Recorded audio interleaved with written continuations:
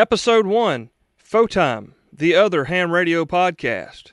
ARES responds to the Joplin Tornado Disaster, an after-action report. Why did you become a ham radio operator? And more, coming up. AmateurRadio15.com presents Time, the other ham radio podcast, sponsored by Main Trading Company. Find them online at mtcradio.com. Now, here's your host, Cale Nelson, K4CDN. It's Time, and my name is Cale, Kilo 4 Charlie Delta November from the upstate of South Carolina. Thanks for tuning in, downloading, and hopefully subscribing to the podcast here. It is the other ham radio podcast, not knocking anyone else's. There's a lot of great information out there. This is just to compliment everyone else, okay? I don't want to say we're scraping the bottom of the barrel here, but I'm not the smartest guy regarding amateur radio. And you'll figure that out pretty quickly. But I'm going to bring you some great guests, and we're going to have a lot of fun. We're going to have a lot of inside jokes and whatnot. And I'm really excited. So thank you for bearing with me through my uhs and hus. I'm a 10-year veteran of non-commercial radio. I've been out of that for a few years. I've been here at the house, homeschooling my children, and I gave up the gig at the non-com to more focus on the homeschooling. Things are going really well in that, and I wanted to get back behind the microphone. I'm really digging amateur radio. It's been a dream of mine for years. I've been licensed for about 4. I've been a radio nerd basically my entire life. So ham and me kind of went together pretty good. Now the podcast thing seems to work. So let me give a shout out to my friends down at Main Trading Company. They are our show sponsor, and you can find them online at mtcradio.com. Richard and Christy Lenore are some fabulous people. So if you're needing some new gear, some used gear, you've got some gear to trade against something, you need to give them a call, and you can find all the information for that on our website at amateurradio15.com. Also, a big shout out to my buddies on ARFCOM, FUA Rock, and others. Thank you guys for listening, and yeah, telling all your buddies about it, okay? So here we are, and we're going to get the show started. I've got some calls from some amateurs and why they got licensed. Also coming up in the podcast, we're going to have an interview with Cecil Higgins, who was the ham in charge for the Joplin Tornado recovery with the ARES group there in Missouri. So stay tuned, guys. A lot of fun right here on Time. This is Kilo Golf 4, Golf Victor Lima, and I first became a licensed amateur radio operator because I wanted a fun way to serve my community and establish myself as a electronics hobbyist, and I have done so to great effect. People ask me what good is ham radio, and I tell them that it's a lot of fun, and I've only ever had to save somebody's life with it once. That was during an event that I was working in conjunction with a club in Atlanta, and I was able to coordinate an ambulance to arrive at bicycle-borne EMTs who are assisting a guy who's in the middle of having a heart attack. So to serve and to have fun playing around with electronics. That's why I got into ham radio. So there you go. Hey, man, thanks for calling in and letting us know. We'll put the number up for you to call. We've got some random questions here and there on our voicemail. Call in, leave your replies. We'll get them on the show. Thank you for the participation. Up next, I want to play for you an interview that I conducted just a few days ago with a gentleman by the name of Cecil Higgins, Alpha Charlie Zero Hotel Alpha. Cecil is the District Emergency Coordinator for District D in Missouri. He was the ham in charge during the Joplin tornado disaster of 2011. And he's got quite a story to share with us. He's been an amateur radio operator for 20-plus years. He's a retired law enforcement officer, a retired emergency manager, and a certified firefighter. He's been playing in public service for over 30 years. Cecil, thank you for joining us on the Time podcast. Oh, thanks for having me. Guys, we're going to talk to Cecil a little bit about the Joplin tornado disaster. Cecil, that was 2011, am I correct? Yes, it was. May 22nd, actually, 2011. May 22nd, 2011. Last count was 162 lives lost, well over 1,150 folks injured, and it's said to be the costliest tornado disaster in the history of the United States of America. And Cecil, you were right there in the middle of it. You were the ham in charge for the Missouri upstate ARES in District D. Tell us a little bit about what happened that day and what the District D ARES folks did for the folks in the recovery. Well, it started out, we were watching the weather, and the odd thing about that whole storm was it was a kind of a weather anomaly. It wasn't a normal storm the way it occurred. The Weather Service had let us know that we could possibly have tornadoes F2, maybe an F3, for all of us that respond to stuff like that. And so we really wasn't looking for an F5 wipe out half a city kind of tornado. When the storm come together right there on the western edge of Joplin and spawned an F5, it happened really quickly. The tornado was moving extremely slow, but it developed incredibly fast. We got the call, we as in ARES, got the call to assist with communications from the Red Cross first. We responded to the Red Cross sheltering. They had set up sheltering there at the Missouri Southern State University on the campus there just north of the city, Joplin. And we were providing communications for that. I had gotten a call to go down there to be in charge after that had gotten set up by Ken Barrymore, who was at the time the state emergency coordinator, and I was the assistant district emergency coordinator for District D. And when we got the call to go down there, we went down there, and it was kind of the role of that mission expanded exponentially. It was incredible how fast that role changed. But we responded, and we got down there, and we were providing the communications for the Red Cross to begin with. In Missouri, which is what we consider tornado, it may not be officially termed that, but you guys have a lot of storms in the spring and the early summer. You guys have quite an array of gear that you use in your ARES groups. I'm assuming that you guys have already gone through the front-end steps. You've already created the groups. You've already assigned folks. You have teams for dispatch and things ready to go and gear packed, stowed, and preparations made. Is that a correct assumption? Well, at that time, yes, we had some areas that was prepared to do that. We weren't as nearly as prepared as we are now, and unfortunately. But yes, we did have radio teams and stuff that was prepared to go to a disaster inside our district. The way ARES works, for those who don't know, is you have a state emergency coordinator, then you have your district emergency coordinator for however many counties. District D is the largest district in Missouri. It has 18 counties involved. And each one of those counties has what they call an EC, which is an emergency coordinator.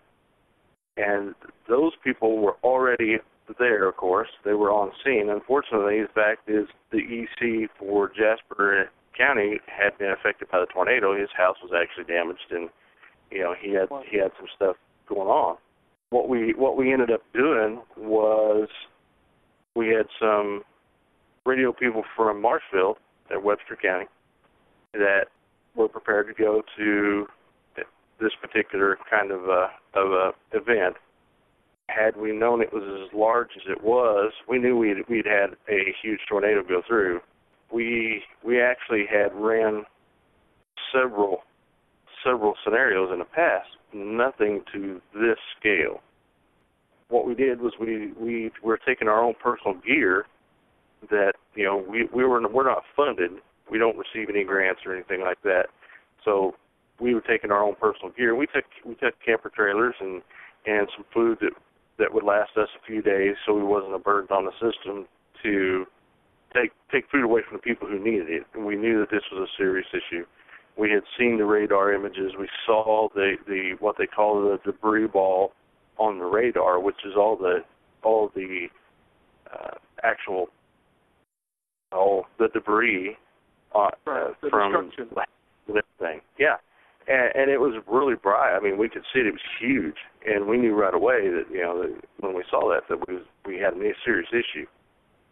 But we'd taken our stuff down there, and we had taken 3 radios that were multi-band radios. When I say multi-band, I mean like the 857s and the 897 Yaesus that would go from 440 all the way up to 160 meters.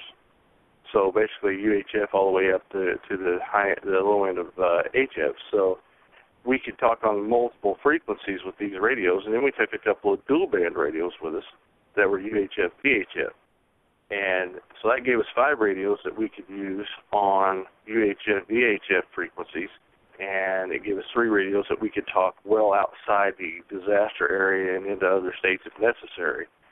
And we took push-up poles and small antennas, dipole antennas that we had made out of ham sticks that were easily portable and lightweight that we could put up on the push-up poles. And we took all that with us and was able to establish our communications relatively quickly. How often do you guys drill, for lack of better terms? Personally, how often do you go through your gear? Maybe skip it in the fall and then maybe look over it in the winter and then again in the spring, or is this something that you personally do quite often? This is something we do on a monthly basis, but we're always using our gear. We take our radios, we'll take them out to the field, we'll run them off a battery at an emergency-type power generators. We build our antennas. We work on programming our radios. That was an issue that we had down there with handhelds, is the people didn't know how to program them, and I had to program them through keypad interface and I programmed well over 500 radios, handhelds. And that's not the time to need to do that. The people need to know how to enter the frequencies they're using for the disaster themselves, so they can get on with doing it. So we learned a few lessons there, and yeah, it was tedious, but it wasn't the time to complain. It certainly wasn't the time to teach people because you didn't have time. It was just best to enter this information for them and get them out there. But we train on being able to put up your own antennas, make your own antennas, and the nice thing about making your own is if there's an issue, you know how to fix it if you get out into the field and have a problem. We train on keeping those radios programmed, how to input a simplex frequency as well as a repeater frequency with the offsets and tones. If there's tones, usually during the disaster, the tones are turned off, so you don't usually have to worry about that, but you still need to know how to do it just in case. And we train monthly on this. We do bicycle rides to be able to keep up with our radio communications and what works and where it don't, and what kind of coverage we need to take care of to make it work where there are gaps in the communication or where you're in a hole and it doesn't work. So we train extensively. We did this before the tornado, but we certainly do it a lot since that has happened. Renewed vigor since the tornado. So going back to Joplin, you guys got there, you got established. I read your after-action report, which will be linked in the show notes for the program. And also we're going to link your PowerPoint presentation to help some folks see some visuals of what you guys were seeing there in the field. We'll get to that in a few minutes. But going back to your after-action report, you stated you got on scene, you guys got there where you were requested to report, and you had comms up within an hour and a half or so. But it wasn't just rolling up and turning your radios on. They tried to put you down in a basement, and you had no way to feed your antennas to the outside, and you guys actually had to do some improvisation, some kind of maybe some MacGyver work. And tell us a little bit about that when you got on scene being the Emergency Operations Center there for the county. What happened when you arrived? Okay, well, when we were done with the communications with Red Cross, they had basically used the communications for one day, and then they were able to establish their own communications. We've gotten a request from the Newton County EOC to provide communications between that Emergency Operations Center and the Jasper County Emergency Operations Center. And for those folks that don't know, the reason they would need that is the Newton County EOC was backup emergency operations center for the Newton County Emergency Operations Center, and Joplin is right there on the line of two counties. So Newton County was requesting us to help them and assist them with communications to the Emergency Operations Center, because they wanted to be able to communicate inside and outside. No phone service was working in there, so radio was basically the opportunity for them to communicate that was available. No more had we gotten requests for them. We got the same request for the Jasper County EOC. So we went down to the Jasper County EOC, which was actually in the city of Joplin, and that's where all the tornado and all the everything for the emergency was being run. They had an IST team, which is incident support team, that had come in and was down in the FEMA room in the basement. And I don't know if everyone's familiar with the FEMA rooms, but for most people who aren't, the FEMA room is a concrete enforced, almost like a bunker. It is absolutely hardened against these kind of weather events, these kind of tornadoes, and about any other kind of thing. They handle explosions well, all kinds of stuff. And FEMA has all throughout the country helped with funding on providing these buildings where, cities and governments and stuff can have this area to operate in. Well, the problem was they built it really well. They really did. There was no way to run coax for our antennas out from down in the basement of this FEMA room. Well, the basement was the FEMA room, but there was no way to run coax up to get to our antennas. So we couldn't actually sit there and be side by side with the people operating the Emergency Operations Center. So we got to looking at the building, and we elected to place the Emergency Operations Center communications for ARES at the top of the stairwell in an office. It allowed us easy access to the EOC, and should another weather event or something start happening, we had very quick access to get into shelter as well, because at the time we still had storms coming in, and we had funnels that had occurred over the town. After this had happened a couple of days later, people were scared, and we still had weather events going on, and it didn't take much of a cloud for folks to get really upset. So we had one tornado siren left in the city. so it was something else. So we got this set up on top, and basically what we did was we set our radios up. We were running off of the generator power that was provided there for that particular public safety center is where it was set up at. We put all of our antennas on push-up poles and stuck them up above the building, from the ground, guide them off, had them where they could withstand pretty good wind, and simply ran coax through the ceiling panels and out between the double doors. Most of those buildings have, and most buildings like this will have a set of outside double doors and a set of inside double doors. And that gap between the two doors is where we ran our cables outside and over to our antennas. And we were able to establish our communications quickly. And within an hour and a half of the request to set up for the EOCs, we were on the air. Wow. Guys, when we get back, we're going to talk some more with Cecil Higgins, who is Alpha Charlie Zero, Hotel Alpha, the District D Missouri ARES Emergency Coordinator. And we're going to talk about the shapes that the local repeaters were in following the Joplin tornado disaster of 2011. Back in just a few minutes here on Photime. Visit mtcradio.com today, a great one-stop mom-and-pop shop for everything ham radio. Radios, antennas, power supplies, wire and cable, books and training materials, microphones, headsets, and accessories. Find popular brands like MFJ, Heil Sound, Jetstream, LDG, Alinco, Comet, Texas Bugcatcher, Radio Waves, and more. mtcradio.com, an authorized Kenwood and ICOM dealer. mtcradio.com. Aloha, this is Brundoggy, Whiskey Hotel 6, Echo Echo Yankee. I got into ham radio because I was looking for a hobby that required a little bit of thought, keeps my technical intellect keen, especially in evenings.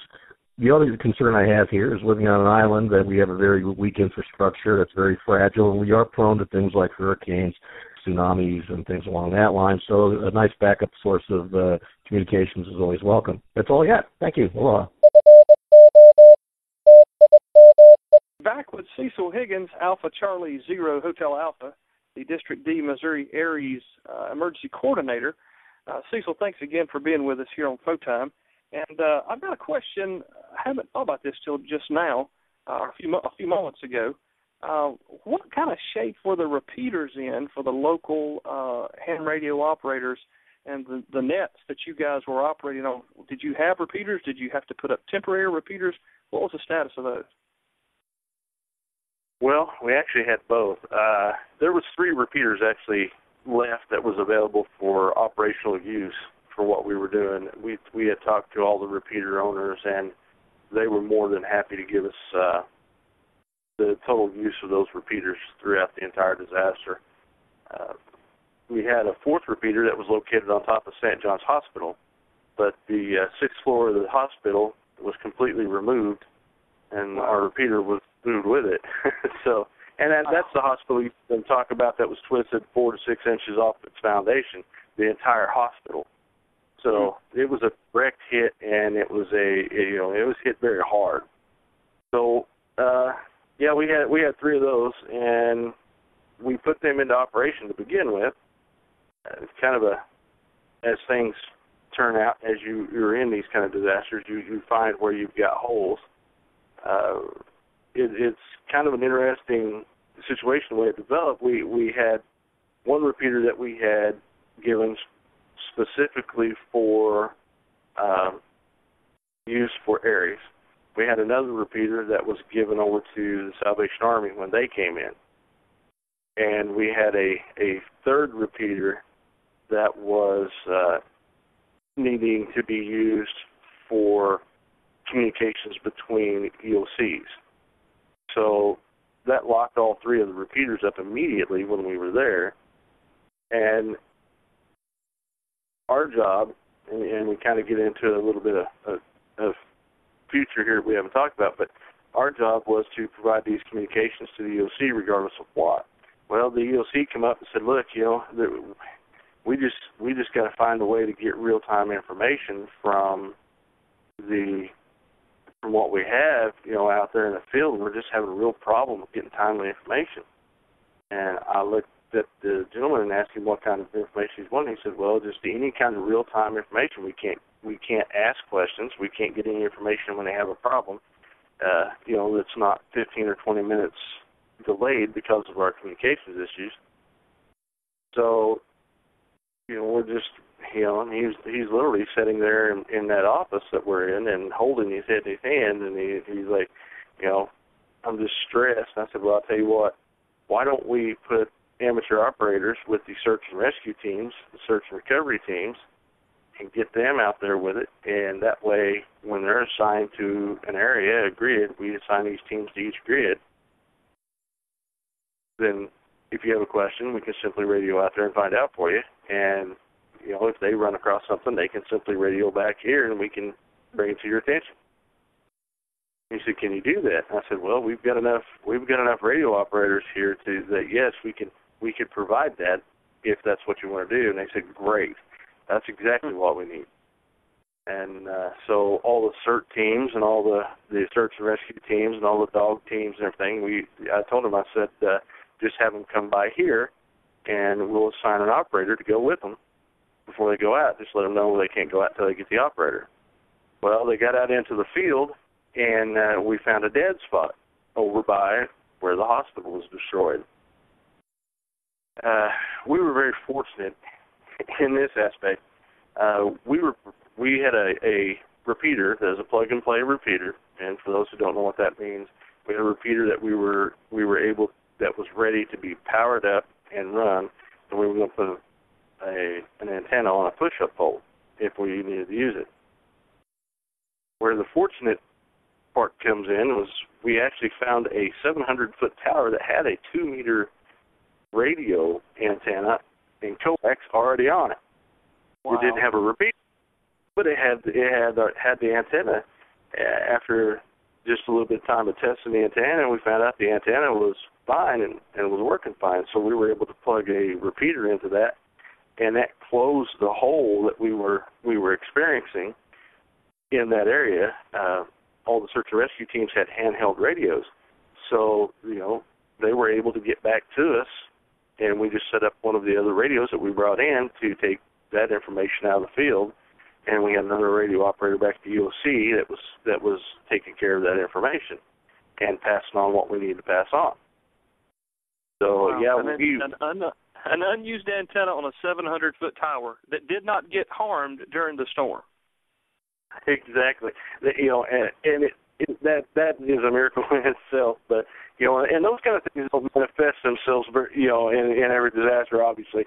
But the issue was we were very prepared to put up a 40-foot push-up pole that would have rendered us the same results as far as being able to use the handhelds in that dead zone. And we were going to set it up, if we had to, on a crossband repeat radio to get back through the existing repeater that we were using. Thankfully, we didn't have to do that. We were able to just plug and play and go. Wow. You're talking about handheld radios and folks going into the field. And I've read, as I mentioned earlier, your after-action report. One of the things that struck me and encouraged and actually inspired me personally to build some portable kits to either hand out or take myself into the field if the need arose. I read where folks were calling who wanted to help. They were wanting to come in and be a part of the recovery effort, speaking of ham operators here. And they just had a load of gear. They just had gear everywhere in their house and permanently mounted in their cars. And you really needed folks who had field deployable type gear. Tell us a little bit about the hole in our thinking as amateurs, especially regarding if we've got a spare 2-meter rig laying around somewhere in a small power supply, a magnet antenna. Tell us the need that you guys found when you were looking for folks to come in and help in the effort. Well, the first thing I'd have to say is if you're wanting to help in an emergency or disaster, you don't self-deploy. There's a process that you need to go through because they need to know if you're in the field. They need to know where you're at in the field, and you need to know what hazards they've discovered or what kind of things are going on. So there's a process, and you'd have to check with your local emergency managers about how to do that because they all have a little bit different system. But don't self-deploy. Find out where the volunteer center is and go through that.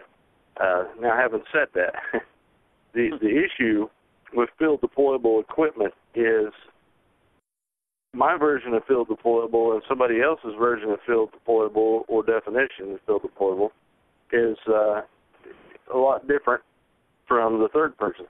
The bottom line is field deployable is can you take it with you on foot into the field to where we need to communicate and where we need you to go.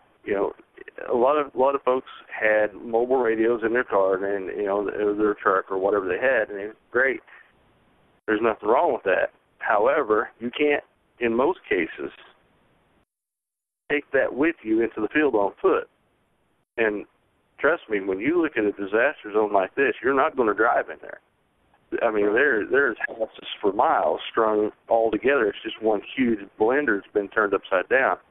So, that's not a field deployable. Field deployable is something that, now, if you want to put together a backpack unit, which has got a battery, a mobile radio, and an antenna that you can put on your back in a backpack and take into, that's field deployable. If it's in your Chevy truck or your Jeep or whatever, that's not field deployable. That's mobile deployable. And the difference of the two is can be drastic, actually. We were in a position where we needed people on the ground, on foot, going through the rubble, letting us know that they had found somebody who was still alive, or letting us know that they had found, the remains of someone who wasn't. And we needed to know where it was at. And the search and rescue teams, there was no way that they could have got that information back to a vehicle, because they were walking not just a city block, but grids. The EOC had already put up a grid map of the city that was in the disaster area. So we were using these grids. You're talking several blocks. So, you know, if someone's found alive in the rubble, the last thing they needed to do is run 5 or 6 city blocks back to a vehicle and try to communicate information that is now not accurate and delayed. So, you know, field deployable is, can you put it on your back, or can you carry it in your hand or on your belt and communicate out of the disaster, you know, from your on your feet. So, you know, that's field deployable. And if you want to take a larger antenna or whatever that can mount to a backpack, nobody's going to tell you not to do that. But, you know, it doesn't matter what you have at home. You know, you're not going to take some of the old radios that were considered mobile radios.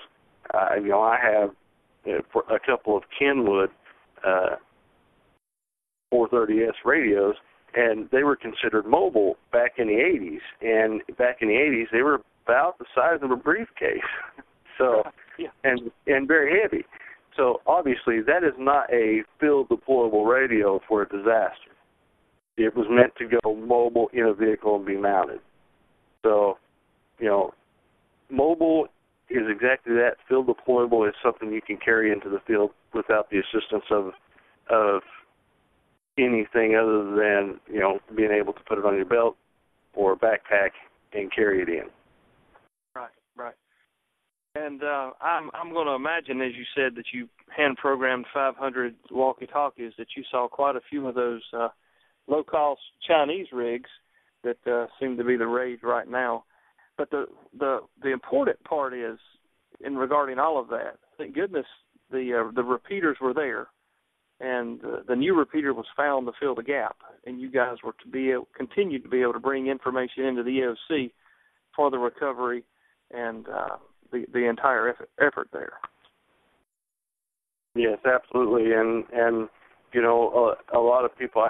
That was my first experience with some of the lesser expensive radios, handhelds, and stuff. But the one thing that I found out was they actually worked pretty well for what we were doing. They're not designed to be dropped on surfaces, hard surfaces, or wet like a lot of the other radios are. So, but you know, they don't cost as much either. But as far as the communications, they were able to communicate just as well. So as far as those radios, they're not going to knock them. But they were interesting to learn how to program, because they were at the time new on and I really had to kill a few brain cells to figure out how to get those things to program. Right. Now, you guys, you've prepared a lot more since the event than you were before the event. Although you were prepared a lot more than some folks in wherever they may be listening are. Here locally, as I said earlier, we're working to build up and increase our capacity. A lot of folks are already there. Some folks aren't there yet. What's the best way that you could encourage someone who's interested in possibly being a part of ARES or RACES, the volunteer parts of the amateur radio service? What would you say to those folks who are interested, especially maybe some young listeners or even some folks who aren't licensed who may be listening and who have a desire to serve? It takes a desire, a heart of service to do these kind of things, whether you're with the Red Cross or with anyone. So if you have a desire to help, especially with amateur radio, I recommend that you can get into it. You know, extremely inexpensive anymore. Used to, it costs a lot of money to get into amateur radio. Anymore, the way things are, and as inexpensive as the radios have gotten, you can be a tremendous help without really spending a lot of money. You know, if you're interested in radio, I would suggest getting a hold of any of the radio clubs or anybody in the area, or an ARES or RACES group, in your area, and just go in and talk with those people and listen to them and see what they do. They'll be more than happy to sit down at a radio with you and show you how it works and what to do. Just learn what you're thinking you want to do, because use that interest and put it to heart. And for young people, the future of radio is the younger people. It's just the way it is. Guys like us, like me, and the guys that were down there, not to take anything away from us because we're older, but the bottom line is we need fresh young legs, fresh young minds, fresh young people to actually be able to be field deployable. And field deployable, obviously, is to be able to go out and do what we need to do for communications to help save lives and to help, if nothing else, give closure to families who are missing their loved ones in a disaster. And and that's not all we do. We do bicycle rides. We do community service events. We provide communications in several different ways. So, if you get with an active ARES group, you're certainly going to use your radio skills, but you're going to have to test. You're going to have to study. The technician's test is the first one, and the general is the second level, and then the advanced level is the amateur extra. And that one's pretty tough, to be honest, but it's meant to be. It's meant to be tough enough that when you get it, you get all the privileges on all the bands. But I recommend that you get at least a general license. Study for that. Get with the general license. It allows you to be on the high frequency or HF bands, where we conduct our emergency communications outside of the disaster area. And I'll use like the Haiti earthquake and stuff like that. Those folks had HF radios, were able to talk into the United States, request help, stuff like that. Now, the Joplin disaster, we used VHF and UHF communications and very, very little HF because we didn't really need to get way outside of that. But, you can study, you can be mentored by another ham radio operator. There's many things that you can do, and I've listed, several of them. Right. You get community assistance. A lot of times they'll ask for radio operators. Once they know you're available and can do stuff for them, they like you to come in and help them with communications. And if you guys have bike rides or marathon runs or anything like that, ham radio operators are usually always used to help with communications. At checkpoints, med stations, if, the biggest town right here where we're at, Springfield, Missouri, and we go out to the big concerts that they have and stuff like that. A lot of times they'll request help. We don't do them all, but they'll request on some of the bigger ones. The community emergency response teams in the area request our assistance and training with them. So there is a lot that you can do simply by being able to operate a radio, and a lot of help that you can give your community that most people don't realize. Not to mention that if the power does go out or if the cell towers are down and you're not necessarily involved directly with a recovery effort, you can still communicate with others where some folks can't. It's been proven time and time again that when something bad happens, you can't depend on your cell phone. And, of course, we all walk around with them like they're a pacifier or something nowadays. But it's been proven over and over here in the last 3 or 4 years that they are a great resource, but they have their limits. And ham radio gives the user an alternate resource, if you will, to have communications in any sort of emergency or just general good weather. Well, and you can have a lot of fun with amateur radio. We have all kinds of modes of communication we can use. For those who are big into text messaging, you can thank the amateur community for that because they come up with what they call digital modes, or at the time it was an analog typing, texting basically. They were amateur radio operators were getting on a keyboard and sending messages, typed messages, over the airwaves. Another amateur would receive it, and it would come across their computer, and they would exchange messages just like emails, just like text messaging. So they were doing, amateur radio operators were doing that, decades before your phone was developed to do it. So, there's all kinds of stuff you can do. You can do slow scan television. You can actually, send that image over the airwaves through a radio. And just like your TV receives it over the air, you would send these over the air, and you could send it to another person. Say you want to take all right, let me say it this way. Say that you are in an area that has had some kind of destruction. You could take that image, send it over the airwaves so the emergency operations center could see what you're telling them has happened, and it gives them a better idea of what they might need to send out to take care of that situation. Do they need to send trucks? Do they need something bigger? Are we looking at a bulldozer? Are we looking at a backhoe? So you can literally communicate with that kind of communications back to the OC, or even if you want to have fun and just send pictures of your garden to some people you're talking to, you can send them through repeaters, or you can send them over the regular air.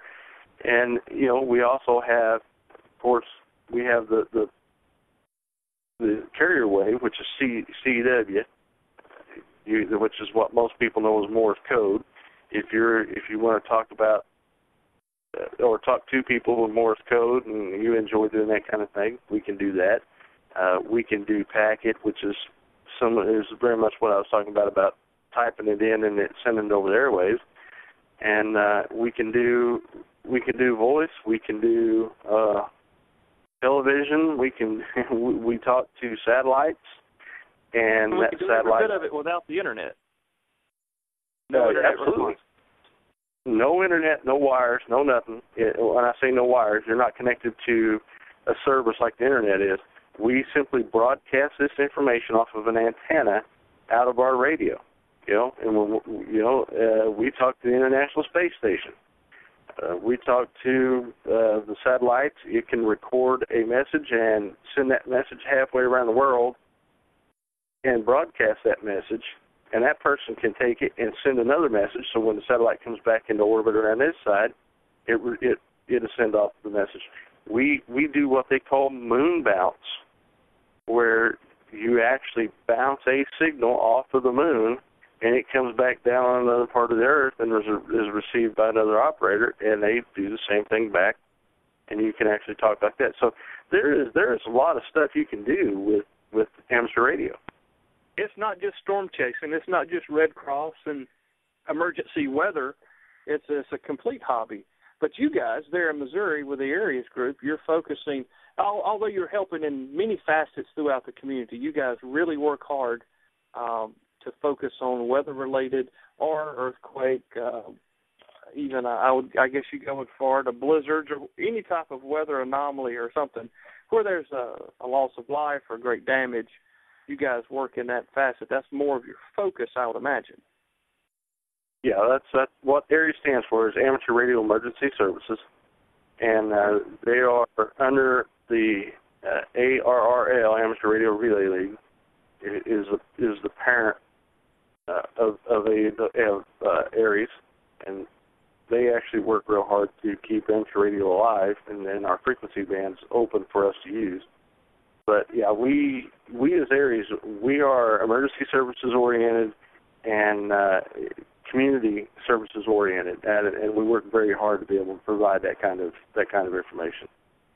When you guys got on the ground, if you will, at Joplin, and you began working with the EOC, you've been relieved of your Red Cross duties. You're working with the EOC, providing communications across a very broad spectrum, and helping in a lot of different areas.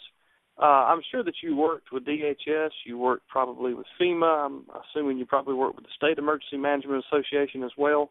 How were they operating?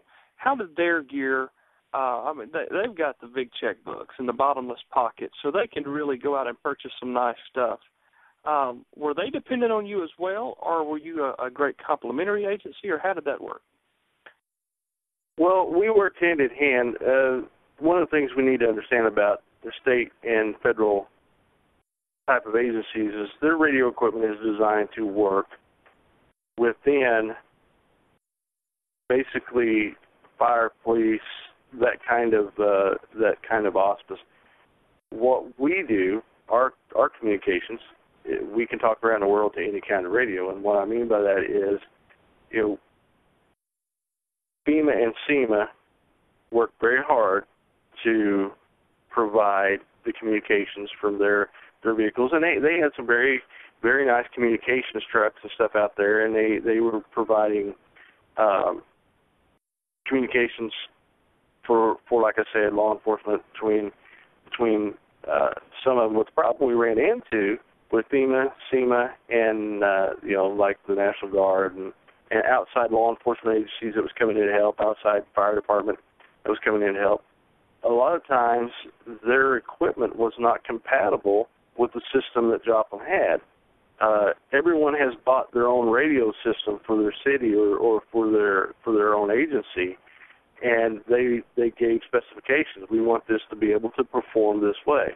Well, they've kind of put themselves sometimes in a box. Now, I am grateful to say that since Joplin has happened, FEMA, Department of Homeland Security, and State Emergency Management and stuff, we've worked very diligently to be able to communicate with each other, and we have successfully brought that to be where amateur radio is now a part of the response. So now they're able to get information that their systems wasn't designed to provide. In other words, they're 800 megahertz trunking. Well, we were, UHF, VHF, low band, HF. We could do it all. Our equipment, no matter who the manufacturer was, is designed to talk to each other, around the world.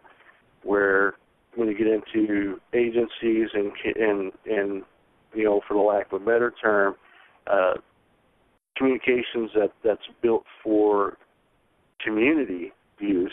When I say community, I guess that's probably the wrong word, but built for agency use. They all have their frequencies that's allocated to them, and they're basically in their own little box that way. And we were able to provide some useful information to them as we were tearing down.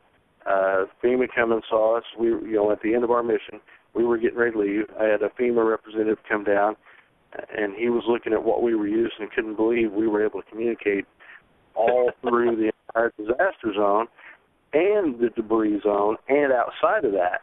And, they were having issues with their equipment saying, okay, we can communicate with this, but we can't really communicate with that. And they basically were trying to piecemeal stuff together to make it work. And we filled gaps for all those agencies that needed us to. And we were able to put radio operators in there and get that information. And then we closed the gaps for them, and we were grateful to do so. I mean, that's what we do. Is what we're for. But afterwards, when we had State Emergency Management has worked very closely with Amateur Radio in District D.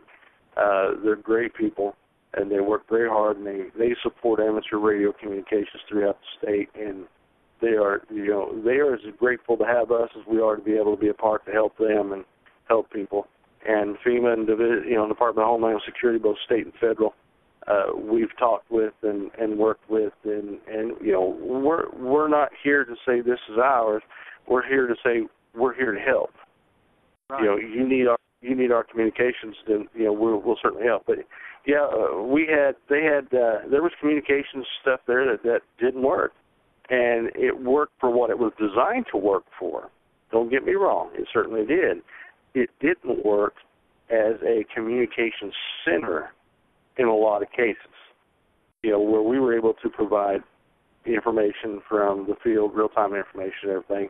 A lot of times they were trying to get a hold of somebody and trying to piecemeal a communications network to get that information. Well, by the time they could get, and most of the time they couldn't get it done. But if they did get it done, then that was a delayed response to the question that they were needing an answer to right now. So as ARES, we filled that gap very well for them. Yeah, no knock at all towards what was there. But not to say that amateur radio is the end-all, be-all, they're the only answer in regards to any type of emergency response. But it's a great complementary piece that folks who have trained and participated, licensed amateurs, are able to give back to the community with their skills, their equipment, and to fill in the gaps, to plug the holes in the federal and state responses. Oh, absolutely, absolutely. And one of the things I'd recommend to the ARES groups that are going to hear this is, don't just get to know your emergency operations, your emergency managers and stuff, or whatever their position is called for your counties, but work with other counties, other agencies. Work with these big exercises that are put together. Let them know not only that you can communicate, and certainly, the worst way in the world to try to do that is say, hey, we can do this. Best way to do this, say, go to the meetings and say, listen to them, see what their needs are, and let them know, we could provide this service for you. We have the capability of doing this if that would help, and let them ask them into the fold and get that working relationship built where, certainly I believe you're in South Carolina, you guys had some issues with some hurricanes and stuff, moving up and down the coast, and this matrix that we used in Joplin works everywhere. It's a simple matrix that we use, so definitely get to know those folks and let them learn what you can do. Cool. Well, folks, I've enjoyed the time with Cecil. And, Cecil, thank you so much for being here with us on Phone Time. I'd like to have you back if we could. We'll continue the discussion about the recovery in Joplin and get into some further things regarding the future that you touched on a moment ago of the hobby and get your thoughts there as well. Folks, his name is Cecil Higgins. His call is Alpha Charlie Zero Hotel Alpha. He is the District Emergency Coordinator for District D, Delta, in the Missouri State ARES. Cecil, thanks for being a part of the Phone Time podcast. We're going to get your links in the show notes along with your after-action report and PowerPoint presentation you put together there as well following the event. Thank you so much for your time. Well, thank you, sir, and I appreciate you having me on the show.